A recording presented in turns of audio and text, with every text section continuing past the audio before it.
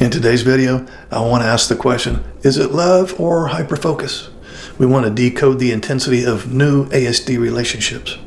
Have you ever experienced a relationship that started with intense attention, deep conversation, and almost magnetic focus, only to feel like something shifted months later? Now, in neurodiverse relationships, especially when one person is autistic, this pattern can be confusing and even painful. At the beginning, the connection can feel extraordinary. The autistic partner may message constantly, want to spend long hours together, ask endless questions, and show a level of fascination that feels incredibly validating. Many neurotypical partners describe the experience this way. Man, in the early going, I felt like the most interesting person in the world. But then something happens.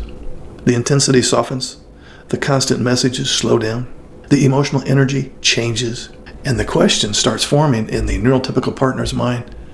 Was that really love or just a temporary hyperfocus? So today, we're going to unpack that question in a very honest and clinical way, because misunderstanding this dynamic causes enormous confusion in neurodiverse relationships. So I want to talk about the dopamine-driven hyperfocus phase, why new partners can become a temporary special interest, what causes the emotional crash when novelty fades, and most importantly, how to tell the difference between temporary intensity and sustainable love. Because the truth is this, hyperfocus can look exactly like love, but they're not the same neurological process. So let's talk about why early ASD relationships feel so intense.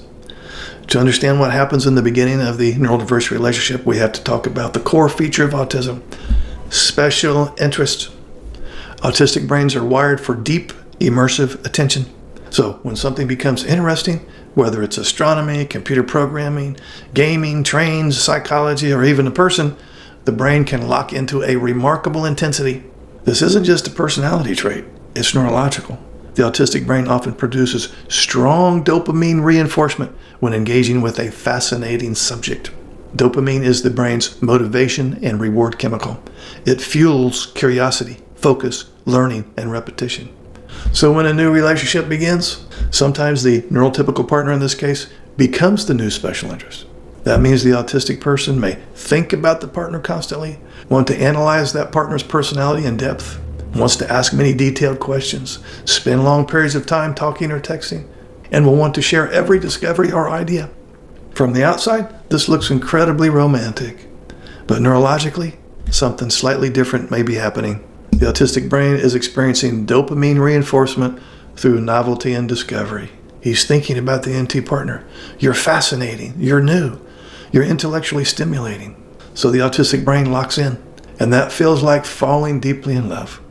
Now let's talk about why this feels so powerful to the neurotypical partner. For the neurotypical partner, this stage can feel almost magical. Many NT partners say things like, "No one has ever listened to me like that. He remembered everything I said. We talked for 6 hours straight. He seemed completely captivated by me." And in many ways, that experience is real. Autistic people can be extremely sincere and deeply engaged when something captures their interest. But the key difference is this. The intensity may be driven by novelty-based dopamine, not long-term emotional regulation. Think of it like a scientist discovering a new phenomenon. There's curiosity, exploration, fascination, deep investigation, but eventually, the brain adapts to novelty. And when novelty fades, the dopamine spike begins to level out. This is where the relationship enters a critical transition phase. Let's talk about the special interest phase of relationships. In the early stage of some ASD relationships, the NT partner becomes the primary focus of attention.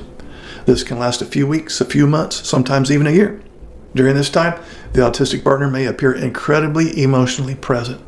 They might initiate conversation constantly, want to spend every available moment together, study their partner's personality and history, share interest and intellectual discoveries, show remarkable dedication and attention. But remember something important. Special interests operate through novelty and discovery loops. The brain is rewarded by learning new information. But eventually, the NT partner becomes familiar rather than novel. And at that point, the autistic brain begins shifting attention toward other resources of stimulation. This is when many neurotypical partners experience what feels like a sudden emotional drop-off. The NT may be thinking things like, "What happened to the person I met? Why is the intensity gone? Did they lose interest in me?" And sometimes the answer is complicated, because the hyperfocus phase has ended. Let's talk about the dopamine drop. When novelty fades, the autistic brain's dopamine reward system adjusts. This doesn't mean the autistic partner stopped caring. No. But the neurological reinforcement pattern changes. Instead of receiving constant dopamine rewards for interaction, the brain starts normalizing the relationship. For people on the autism spectrum, this transition can look like less frequent texting, more need for solitude, returning focus to hobbies or work, reducing conversational intensity, and difficulty maintaining emotional engagement at the same level. Now, from the neurotypical perspective, this can feel like emotional withdrawal, and why wouldn't it?